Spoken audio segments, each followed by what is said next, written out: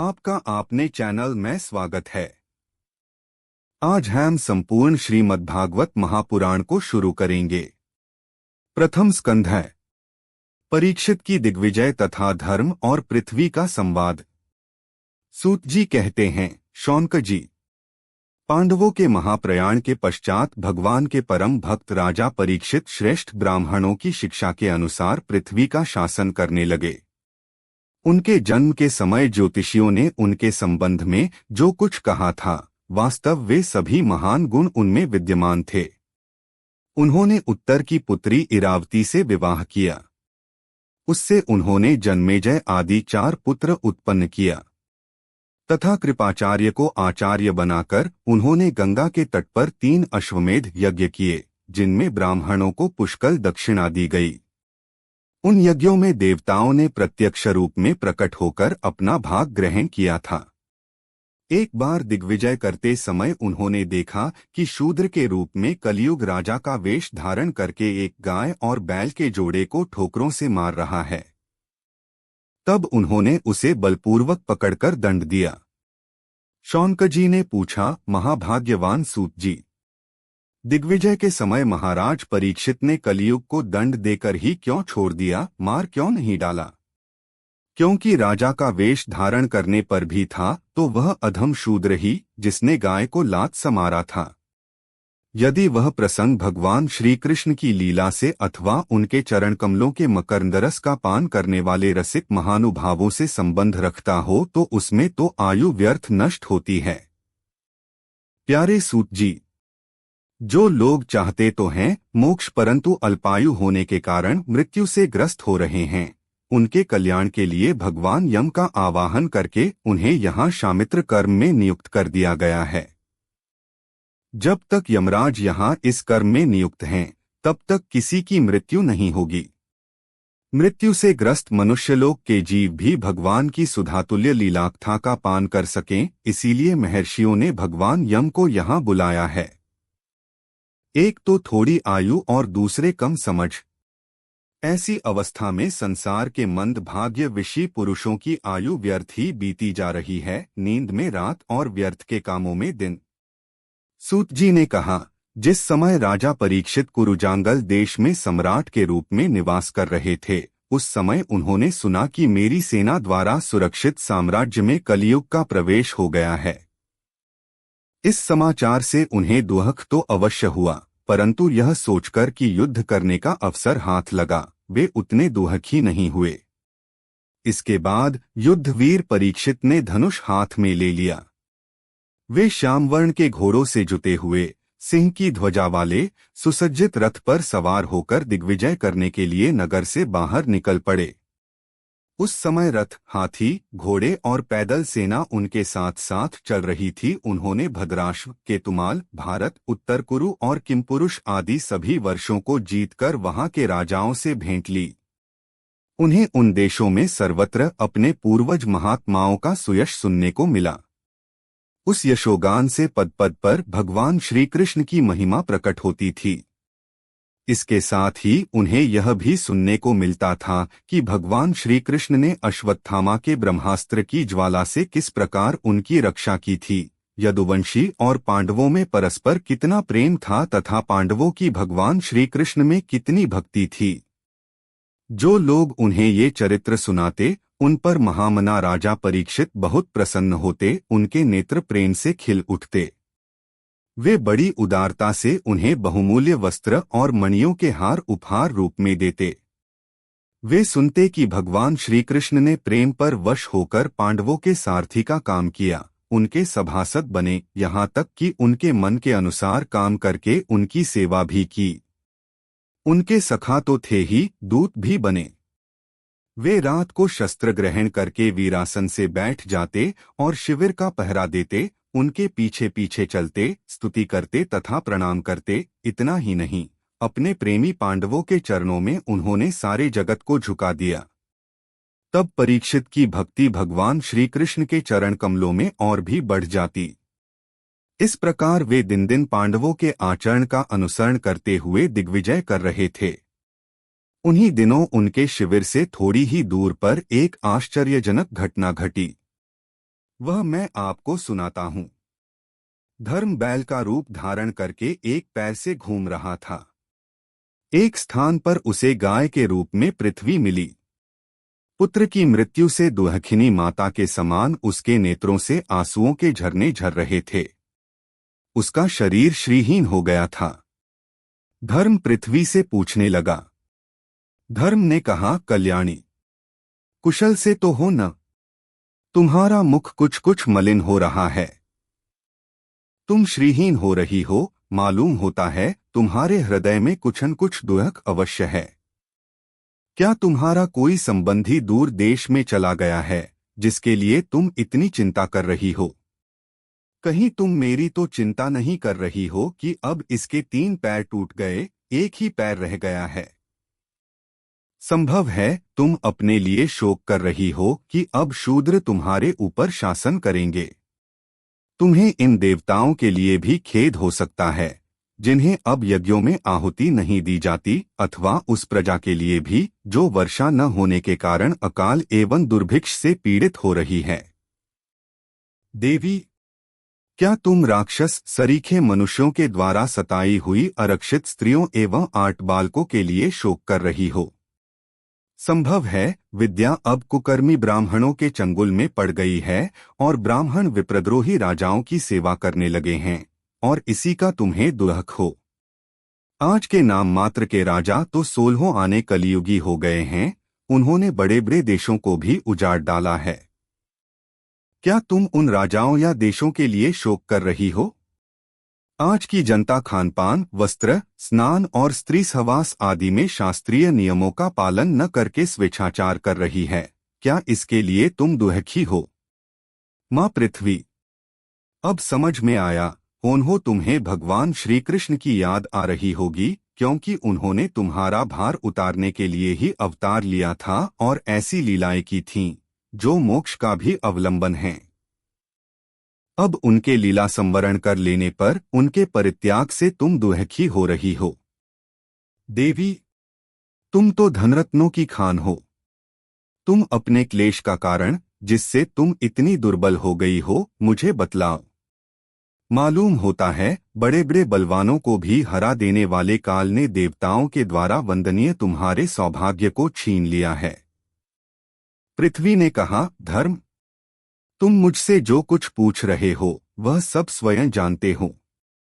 जिन भगवान के सहारे तुम सारे संसार को सुख पहुंचाने वाले अपने 4 चरणों से युक्त थे, जिनमें सत्य, पवित्रता, दया, क्षमा, त्याग, संतोष, सरलता, शम, दम, तप, समता, तितिक्षा, उपरति, शास्त्र विचार, ज्ञान, वैराग्य, ऐश्वर्य, वीरता, तेज, बल, स्मृति, स्वतंत्रता, कौशल, कांति, धैर्य, कोमलता, निर्भीकता, विनय, शील, साहस, उत्साह, बल, सौभाग्य, गंभीरता, स्थिरता, आस्तिकता, कीर्ति, गौरव और निरहंकारता, ये 39 अपराकृत गुण तथा महत्वाकांक्षी पुरुषों के द्वारा वांछनीय शरणागत वत्सलता आदि और भी बहुत से महान गुण उनकी सेवा करने के लिए नित्य निरंतर निवास करते हैं, एक क्षण के लिए भी उनसे अलग नहीं होते। उन्हीं समस्त गुणों के आश्रय सौंदर्यधाम भगवान श्री कृष्ण ने इस समय इस लोक से अपनी लीला संवरण कर ली और यह संसार पापमय कलियुग की कुदृष्टि का शिकार हो गया।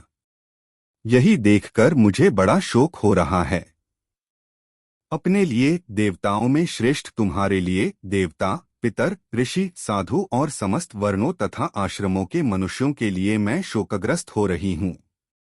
जिनका कृपा कटाक्ष प्राप्त करने के लिए ब्रह्मा आदि देवता भगवान के शरणागत होकर बहुत दिनों तक तपस्या करते रहे, वही लक्ष्मी जी अपने निवास स्थान कमलवन का परित्याग करके बड़े प्रेम से जिनके चरण कमलों की सुभग छत्रछाया का सेवन करती हैं, उन्हीं भगवान के कमल, वज्र, अंकुश, ध्वजा आदि चिन्हों से युक्त श्री चरणों से विभूषित होने के कारण मुझे महान वैभव प्राप्त हुआ था और मेरी तीनों लोकों से बढ़कर शोभा हुई थी, परंतु मेरे सौभाग्य का अब अंत हो गया। भगवान ने मुझ अभागिनी को छोड़ दिया। मालूम होता है मुझे अपने सौभाग्य पर गर्व हो गया था, इसीलिए उन्होंने मुझे यह दंड दिया है।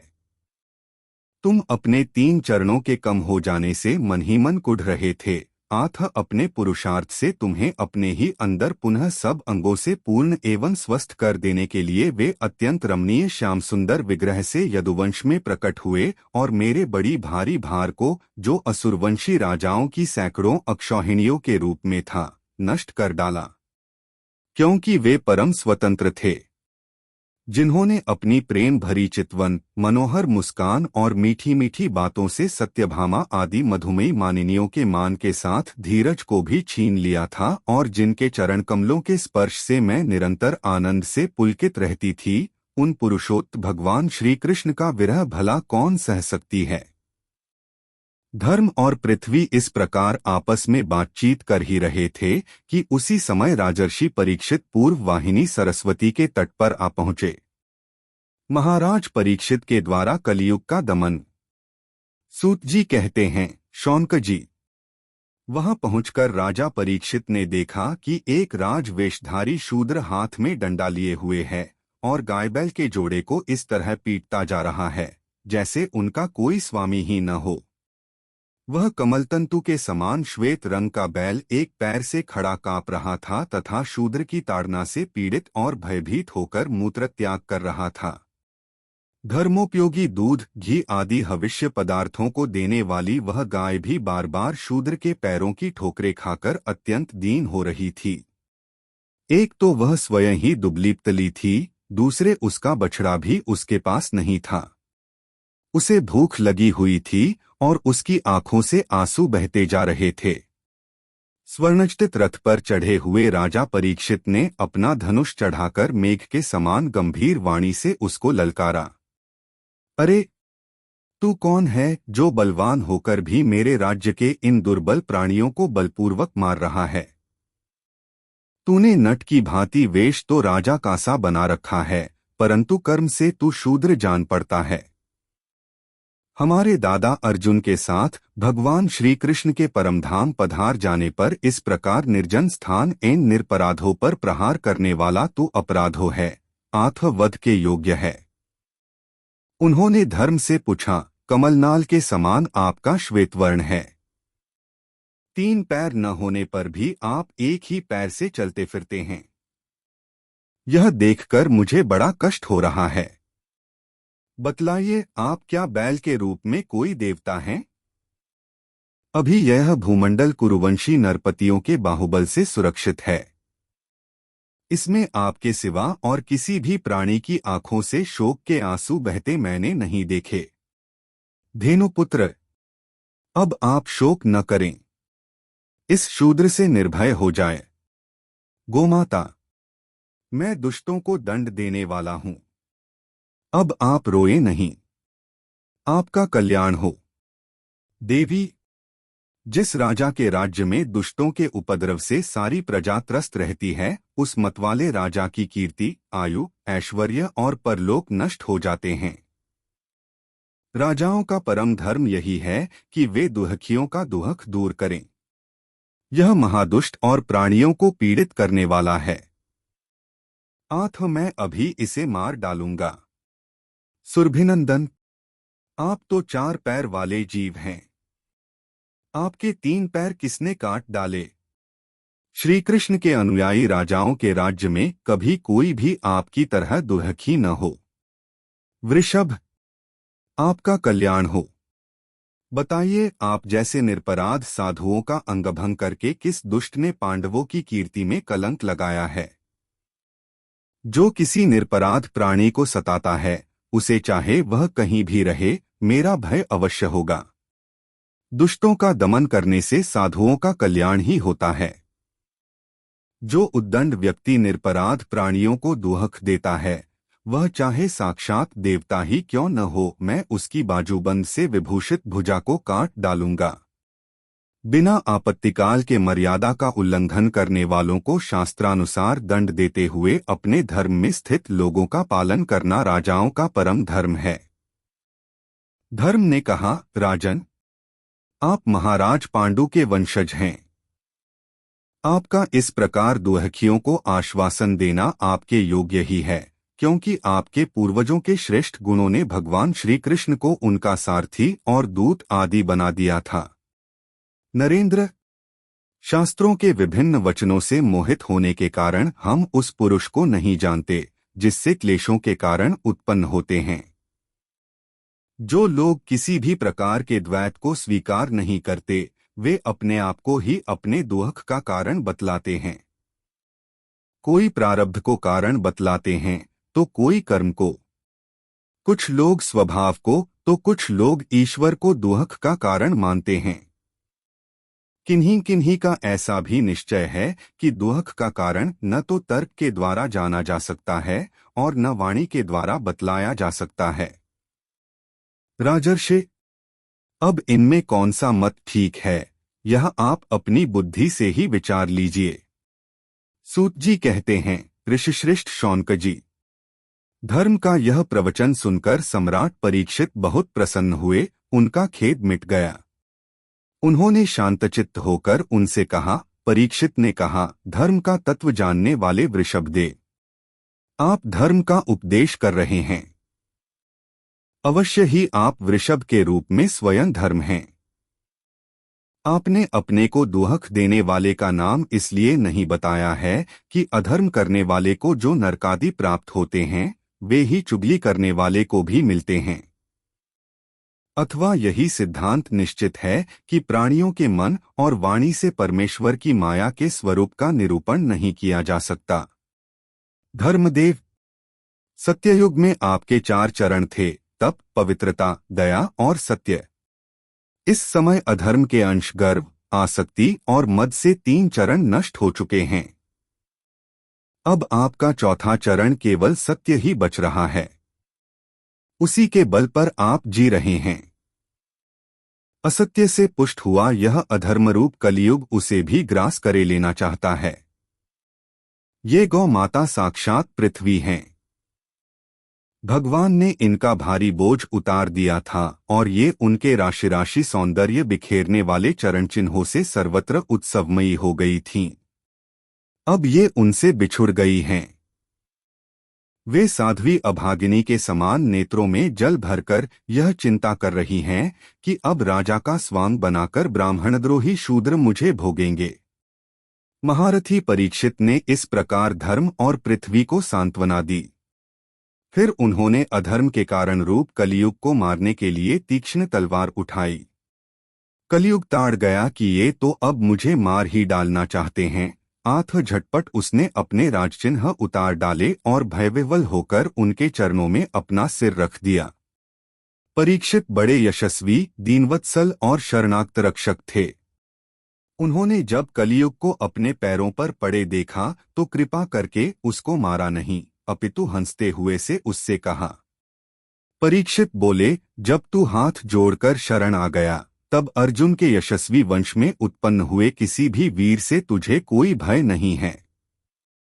परंतु तू अधर्म का सहायक है, इसलिए तुझे मेरे राज्य में बिल्कुल नहीं रहना चाहिए। तेरे राजाओं के शरीर में रहने से ही लोभ, झूठ, चोरी, दुष्टता, स्वधर्मत्याग, दरिद्रता, कपट, कलह, दंभ और दूसरे पापों की बढ़ती हो रही है। आठ अधर्म के साथी, इस ब्रह्मावर्त में तू एक क्षण के लिए भी न ठहरना, क्योंकि यह धर्म और सत्य का निवास स्थान है। इस क्षेत्र में यज्ञ विधि जानने वाले महात्मा यज्ञों के द्वारा यज्ञ पुरुष भगवान की आराधना करते रहते हैं।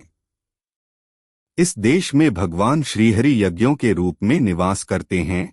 यज्ञों के द्वारा उनकी पूजा होती है और वे यज्ञ करने वालों का कल्याण करते हैं। वे सर्वात्मा भगवान वायु की भांति समस्त चराचर जीवों के भीतर और बाहर एकरस स्थित रहते हुए उनकी कामनाओं को पूर्ण करते रहते हैं। सूत जी कहते हैं, परीक्षित की आज्ञा सुनकर कलियुग सिहर उठा। यमराज के समान मारने के लिए उद्यत हाथ में तलवार लिए हुए परीक्षित से वह बोला। कलि ने कहा, सार्वभौम, आपकी आज्ञा से जहाँ कहीं भी मैं रहने का विचार करता हूँ वहीं देखता हूँ कि आप धनुष पर बाण चढ़ाए खड़े हैं। धार्मिक शिरोमणे, आप मुझे वह स्थान बतलाइए जहाँ मैं आपकी आज्ञा का पालन करता हुआ स्थिर होकर रह सकूं। सूत जी कहते हैं, कलियुग की प्रार्थना स्वीकार करके राजा परीक्षित ने उसे 4 स्थान दिए: दुत, मददपान, स्त्रीसंग और हिंसा। इन स्थानों में क्रमशः असत्य, मद, आसक्ति और निर्दयता, ये 4 प्रकार के अधर्म निवास करते हैं। उसने और भी स्थान मांगे। तब समर्थ परीक्षित ने उसे रहने के लिए एक और स्थान सुवर्ण धन दिया।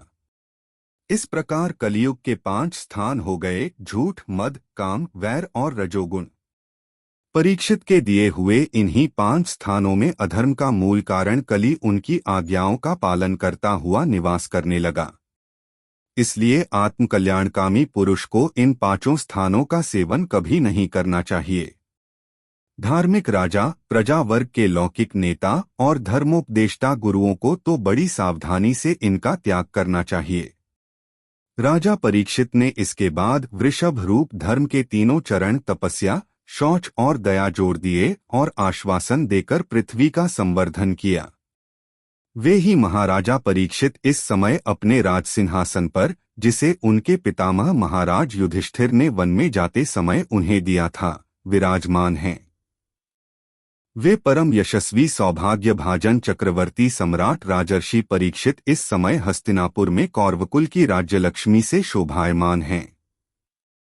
अभिमन्युनंदन राजा परीक्षित वास्तव में ऐसे ही प्रभावशाली हैं, जिनके शासनकाल में आप लोग इस दीर्घकालीन यज्ञ के लिए दीक्षित हुए हैं। महाराज परीक्षित के द्वारा कलियुग का दमन, राजा परीक्षित को श्रृंगी ऋषि का शाप। सूत जी कहते हैं, अद्भुत कर्मा भगवान श्री कृष्ण की कृपा से राजा परीक्षित अपनी माता की कोख में अश्वत्थामा के ब्रह्मास्त्र से जल जाने पर भी मरे नहीं। जिस समय ब्राह्मण के शाप से उन्हें डसने के लिए तक्षक आया, उस समय वे प्राण नाश के महान भय से भयभीत नहीं हुए, क्योंकि उन्होंने अपना चित्त भगवान श्री कृष्ण के चरणों में समर्पित कर रखा था। उन्होंने सबकी आसक्ति छोड़ दी, गंगा तट पर जाकर श्री शुकदेव जी से उपदेश ग्रहण किया और इस प्रकार भगवान के स्वरूप को जानकर अपने शरीर को त्याग दिया। जो लोग भगवान श्री कृष्ण की लीला कथा कहते रहते हैं, उस कथामृत का पान करते रहते हैं और इन दोनों ही साधनों के द्वारा उनके चरणकमलों का स्मरण करते रहते हैं, उन्हें अंतकाल में भी मोह नहीं होता। जब तक पृथ्वी पर अभिमन्युनंदन महाराज परीक्षित सम्राट रहे, तब तक चारों ओर व्याप्त हो जाने पर भी कलियुग का कुछ भी प्रभाव नहीं था। वैसे तो जिस दिन, जिस क्षण श्री कृष्ण ने पृथ्वी का परित्याग किया, उसी समय पृथ्वी में अधर्म का मूल कारण कलियुग आ गया था।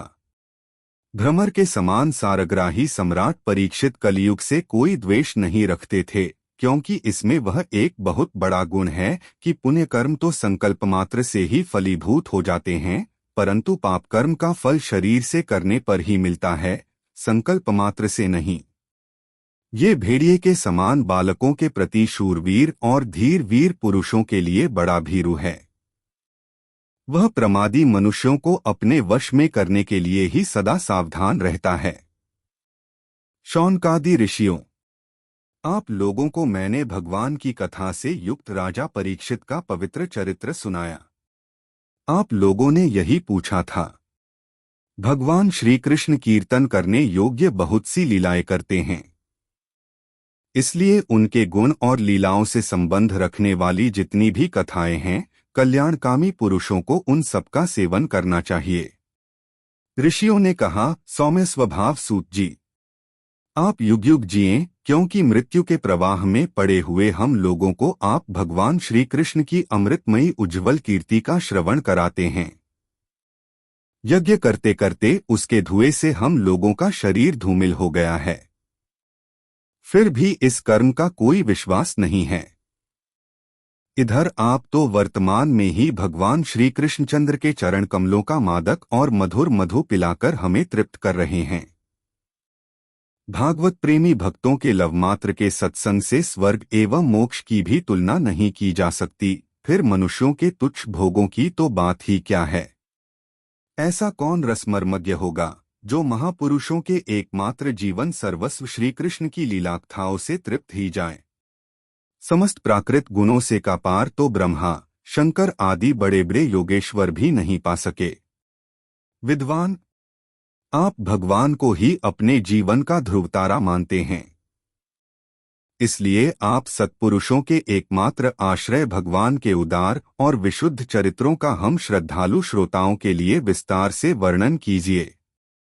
भगवान के परम प्रेमी महाबुद्धि परीक्षित ने श्री शुकदेव जी के उपदेश किए हुए जिस ज्ञान से मोक्षस्वरूप भगवान के चरण कमलों को प्राप्त किया, आप कृपा करके उसी ज्ञान और परीक्षित के परम पवित्र उपाख्यान का वर्णन कीजिए, क्योंकि उसमें कोई बात छिपाकर नहीं कही गई होंगी और भगवत प्रेम की अद्भुत योगनिष्ठा का निरूपण क्या होगा।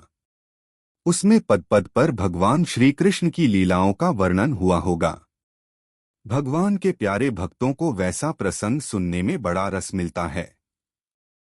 सूत जी कहते हैं, अहो, विलोम जाति में उत्पन्न होने पर भी महात्माओं की सेवा करने के कारण आज हमारा जन्म सफल हो गया, क्योंकि महापुरुषों के साथ बातचीत करने मात्र से ही नीच कुल में उत्पन्न होने की मनोव्यथा शीघ्र ही मिट जाती है। फिर उन लोगों की तो बात ही क्या है जो सत्पुरुषों के एकमात्र आश्रय भगवान का नाम लेते हैं। भगवान की शक्ति अनंत है, वे स्वयं अनंत हैं। वास्तव में उनके गुणों की अनंतता के कारण ही उन्हें अनंत कहा गया है। भगवान के गुणों की समता भी जब कोई नहीं कर सकता, तब उनसे बढ़कर तो कोई हो ही कैसे सकता है। उनके गुणों की यह विशेषता समझाने के लिए इतना कह देना ही पर्याप्त है कि लक्ष्मी जी अपने को प्राप्त करने की इच्छा से प्रार्थना करने वाले ब्रह्मादि देवताओं को छोड़कर भगवान के न चाहने पर भी उनके चरण कमलों की रज का ही सेवन करती हैं।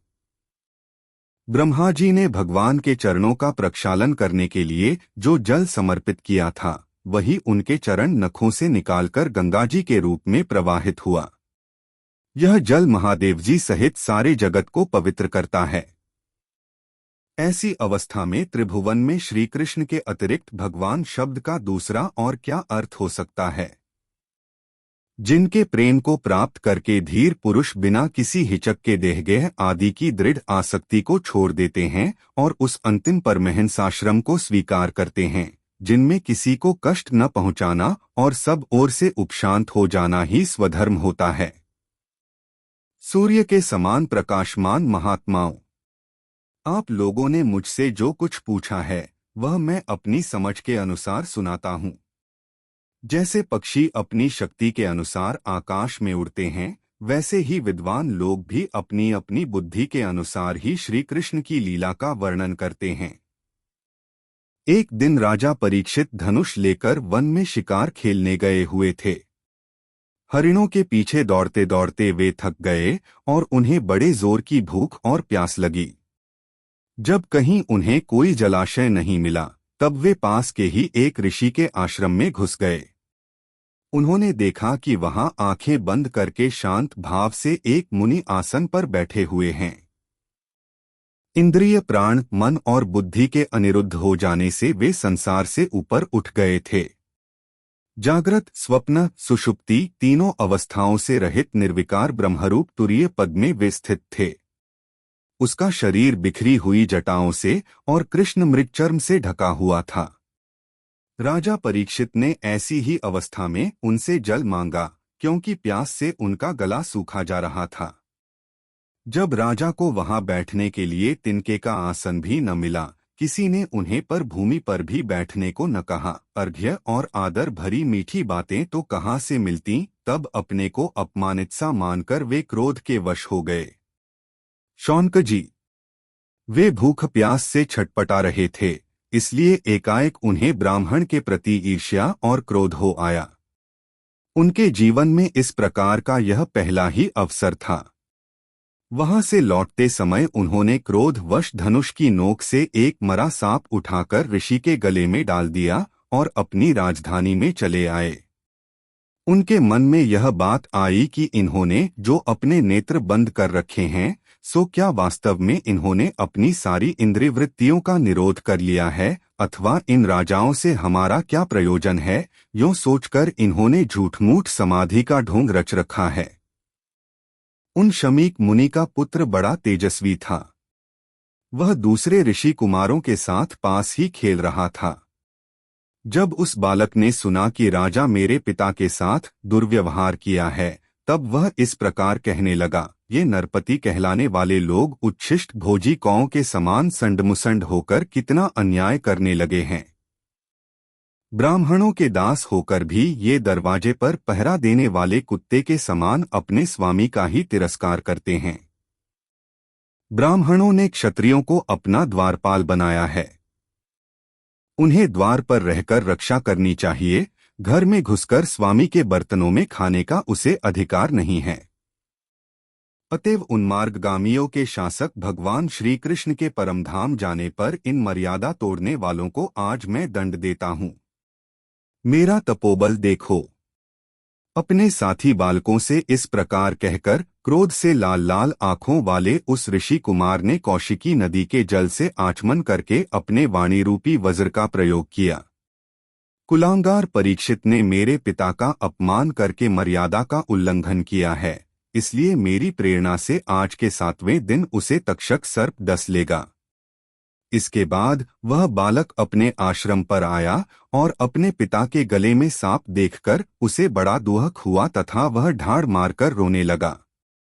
विप्रवर शौनक जी। शमीक मुनि ने अपने पुत्र का रोना चिल्लाना सुनकर धीरे धीरे अपनी आंखें खोली और देखा कि उनके गले में एक मरा सांप पड़ा है। उसे फेंककर उन्होंने अपने पुत्र से पूछा, बेटा तुम क्यों रो रहे हो? किसने तुम्हारा अपकार किया है? उनके इस प्रकार पूछने पर बालक ने सारा हाल कह दिया। ब्रह्मर्षि शमीक ने राजा के शाप की बात सुनकर अपने पुत्र का अभिनंदन नहीं किया। उनकी दृष्टि में परीक्षित शाप के योग्य नहीं थे। उन्होंने कहा, ओह मूर्ख बालक, तूने बड़ा पाप किया। खेद है कि उनकी थोड़ी सी गलती के लिए तूने उनको इतना बड़ा दंड दिया। तेरी बुद्धि अभी कच्ची है। तुझे भगवत स्वरूप राजा को साधारण मनुष्यों के समान नहीं समझना चाहिए, क्योंकि राजा के दुस्सह तेज से सुरक्षित और निर्भय रहकर ही प्रजा अपना कल्याण संपादन करती है। जिस समय राजा का रूप धारण करके भगवान पृथ्वी पर नहीं दिखाई देंगे, उस समय चोर बढ़ जाएंगे और आरक्षित भेड़ों के समान एक क्षण में ही लोगों का नाश हो जाएगा। राजा के नष्ट हो जाने पर धन आदि चुराने वाले चोर जो पाप करेंगे, उसके साथ हमारा कोई संबंध न होने पर भी वह हम पर भी लागू होगा, क्योंकि राजा के न रहने पर लुटेरे बढ़ जाते हैं और वे आपस में मारपीट गाली गलौज करते हैं, साथ पशु, स्त्री और धन संपत्ति भी लूट लेते हैं। उस समय मनुष्यों का वर्णाश्रमाचार युक्त वैदिक आर्य धर्म लुप्त हो जाता है। अर्थलोभ और कामवासना के विवश होकर लोग कुत्तों और बंदरों के समान वर्ण संकर हो जाते हैं। सम्राट परीक्षित तो बड़े ही यशस्वी और धर्मधुरंधर हैं।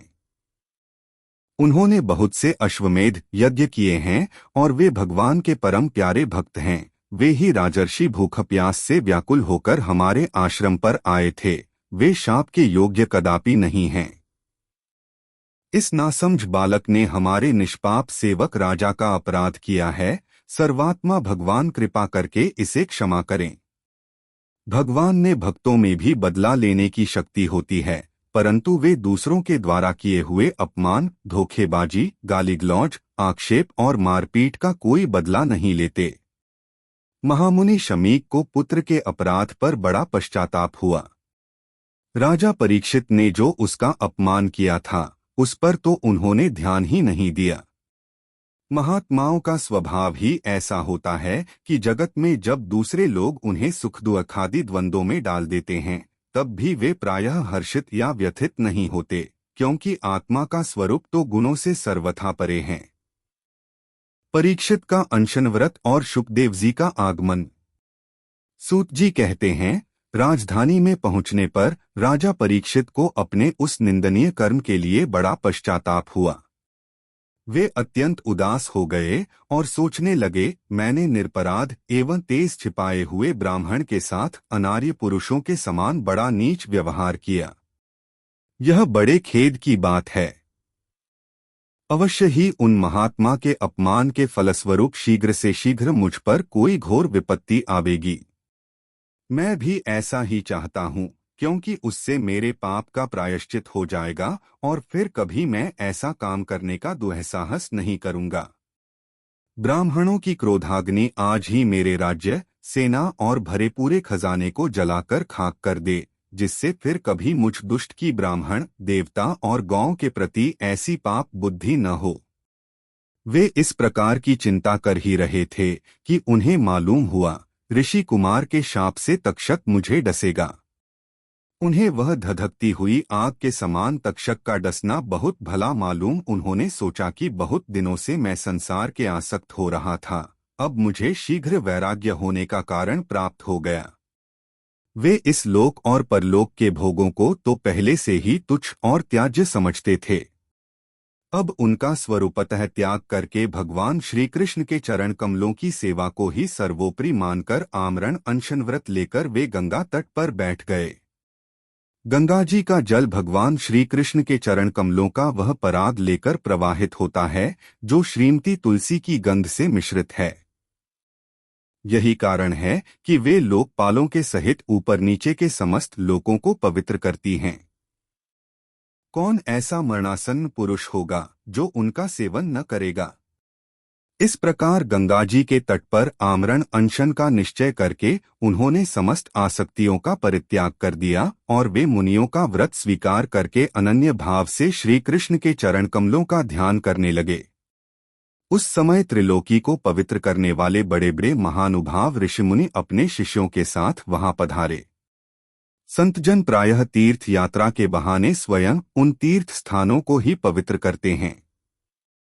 उस समय वहां पर अत्रि, वशिष्ठ, च्यवन, शरद्वान, अरिष्टनेमि, भृगु, अंगिरा, पराशर, विश्वामित्र, परशुराम, उतथ्य, इंद्रप्रमद, इधमवाह, मेधातिथि, देवल, आष्टिशेण, भारद्वाज, गौतम, पिप्पलाद, मैत्रेय, और्व, कवश, अगस्त्य, भगवान व्यास, नारद तथा इनके अतिरिक्त और भी कई श्रेष्ठ देवर्षि, ब्रह्मर्षि तथा अरुणादि राजर्षिवर्यों का शुभागमन हुआ।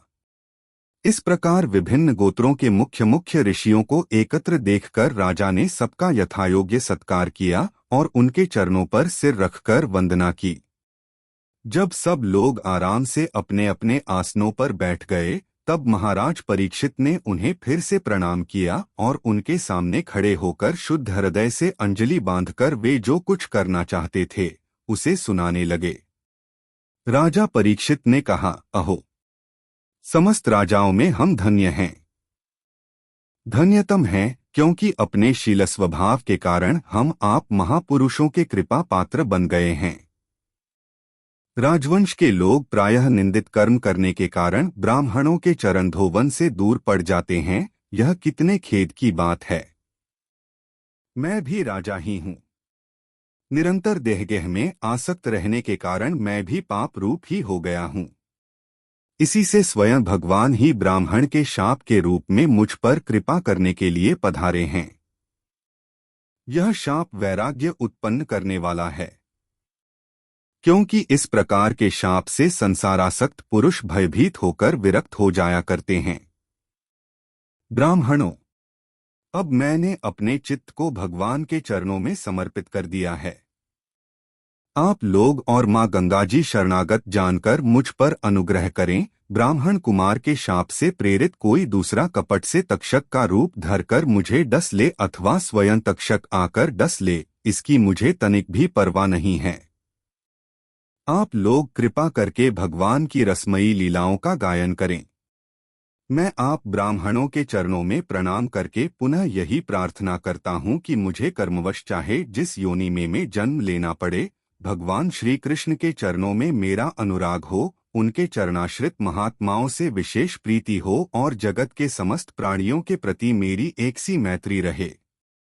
ऐसा ऐसा आप आशीर्वाद दीजिए। महाराज परीक्षित परम धीर थे। वे ऐसा दृढ़ निश्चय करके गंगा जी के दक्षिण तट पर पूर्वाग्र कुशों एक आसन पर उत्तर मुख होकर बैठ गए।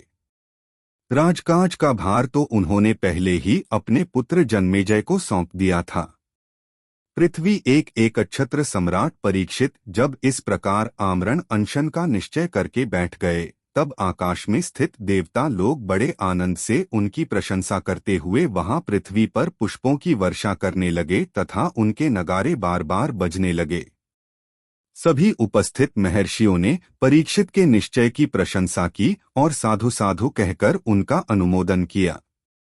ऋषि लोग तो स्वभाव से ही लोगों पर अनुग्रह की वर्षा करते रहते हैं, यही नहीं, उनकी सारी शक्ति लोक पर कृपा करने के लिए ही होती है।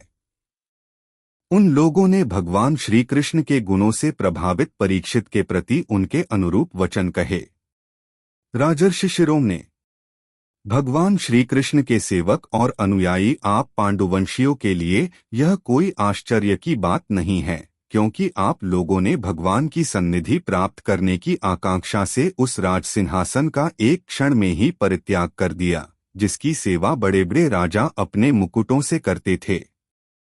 हम सब तब तक यहीं रहेंगे जब तक ये भगवान के परम भक्त परीक्षित अपने नश्वर शरीर को छोड़कर माया दोष एवं शोक से रहित भगवत धाम में नहीं चले जाते। ऋषियों के ये वचन बड़े ही मधुर, गंभीर, सत्य और समता से युक्त थे। उन्हें सुनकर राजा परीक्षित ने उन योगयुक्त मुनियों का अभिनंदन किया और भगवान के मनोहर चरित्र सुनने की इच्छा से ऋषियों से प्रार्थना की।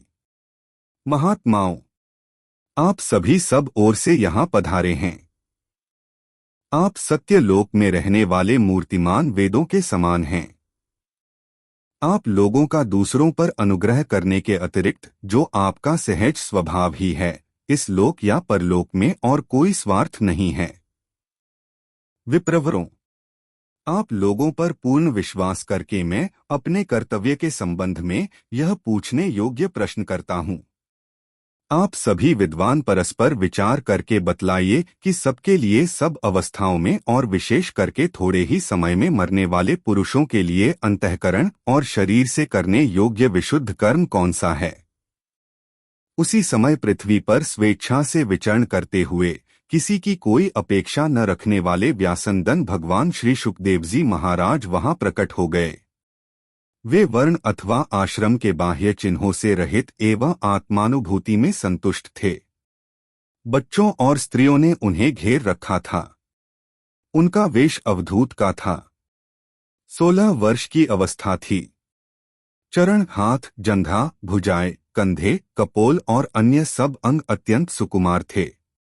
नेत्र बड़े बड़े और मनोहर थे। नासिका कुछ ऊंची थी। कान बराबर थे। सुंदर भौहें थीं, इनसे मुख बड़ा ही शोभायमान हो रहा था। गला तो मानो सुंदर शंख ही था। हंसली ढकी हुई, छाती चौड़ी और उभरी हुई, नाभि भंवर के समान गहरी तथा उदर बड़ा ही सुंदर त्रिवली से युक्त था। लंबी लंबी भुजाएं थीं, मुख पर घुंघराले बाल बिखरे हुए थे। इस दिगंबर वेश में वे श्रेष्ठ देवता के समान तेजस्वी जान पड़ते थे। श्याम रंग था। चित्त को चुराने वाली भरी जवानी थी। वे शरीर की छटा और मधुर मुस्कान से स्त्रियों को सदा ही मनोहर जान पड़ते थे। यद्यपि उन्होंने अपने तेज को छिपा रखा था, फिर भी उनके लक्षण जानने वाले मुनियों ने उन्हें पहचान लिया और वे सबके सब अपने अपने आसन छोड़कर उनके सम्मान के लिए उठ खड़े हुए। राजा परीक्षित ने अतिथि रूप से पधारे हुए श्री शुकदेव जी को सिर झुकाकर प्रणाम किया और उनकी पूजा की। उनके स्वरूप को न जानने वाले बच्चे और स्त्रियां उनकी यह महिमा देखकर वहां से लौट गए। सबके द्वारा सम्मानित होकर श्री शुकदेव जी श्रेष्ठ आसन पर विराजमान हुए। ग्रह, नक्षत्र और तारों से घिरे हुए चंद्रमा के समान ब्रह्मर्षि, देवर्षि और राजर्षियों के समूह से आवृत श्री शुकदेव जी अत्यंत शोभायमान हुए। वास्तव में वे महात्माओं के भी आदरणीय थे। जब प्रखर बुद्धि श्री शुकदेव जी शांत भाव से बैठ गए, तब भगवान के परम भक्त परीक्षित ने उनके समीप आकर और चरणों पर सिर रखकर प्रणाम किया। फिर खड़े होकर हाथ जोड़कर नमस्कार किया। उसके पश्चात बड़ी मधुर वाणी से उनसे यह पूछा। परीक्षित ने कहा, ब्रह्मस्वरूप भगवन, आज हम बड़भागी हुए, क्योंकि अपराधी क्षत्रिय होने पर भी हमें संत समागम का अधिकारी समझा गया। आज कृपा पूर्वक अतिथि रूप से पधारकर आपने हमें तीर्थ के तुल्य पवित्र बना दिया। आप जैसे महात्माओं के स्मरण मात्र से ही गृहस्थों के घर तत्काल पवित्र हो जाते हैं, फिर दर्शन, स्पर्श, पाद प्रक्षालन और आसंदान आदि का सुअवसर मिलने पर तो कहना ही क्या है। महायोगिन, जैसे भगवान विष्णु के सामने दैत्य लोग नहीं ठहरते, वैसे ही आपकी सन्निधि से बड़े बड़े पाप भी तुरंत नष्ट हो जाते हैं। अवश्य ही पांडवों के सुहृद भगवान श्री कृष्ण मुझ पर अत्यंत प्रसन्न हैं। उन्होंने अपने फुफेरे भाइयों की प्रसन्नता के लिए उन्हीं के कुल में उत्पन्न हुए मेरे साथ भी अपनेपन का व्यवहार किया है। भगवान श्री कृष्ण की कृपा न होती तो आप सरीखे एकांत वनवासी अव्यक्तक्ति परम सिद्ध पुरुष स्वयं पधारकर इस मृत्यु के समय हम जैसे प्राकृत मनुष्यों को क्यों दर्शन देते। आप योगियों के परम गुरु हैं, इसलिए मैं आपसे परम सिद्धि के स्वरूप और साधन के संबंध में प्रश्न कर रहा हूँ। जो पुरुष सर्वथा मरणासन्न है, उसको क्या करना चाहिए? भगवन, साथ यह भी बतलाइए कि मनुष्य मात्र को क्या करना चाहिए। वे किसका श्रवण, किसका जप, किसका स्मरण और किसका भजन करें तथा किसका त्याग करें। भगवत स्वरूप मुनिवर, आपका दर्शन अत्यंत दुर्लभ है, क्योंकि जितनी देर एक गाय दुही जाती है गृहस्थों के घर पर, उतनी देर भी तो आप नहीं ठहरते। सूत जी कहते हैं, जब राजा ने बड़ी ही मधुर वाणी में इस प्रकार संभाषण एवं प्रश्न किए, तब समस्त धर्मों के मर्मज्ञ व्यासंदन भगवान श्री शुकदेव जी उनका उत्तर देने लगे। इस प्रकार श्रीमद् भागवत महापुराण प्रथम स्कंध के 19 अध्याय समाप्त हुए। अब द्वितीय स्कंध प्रारंभ होता है।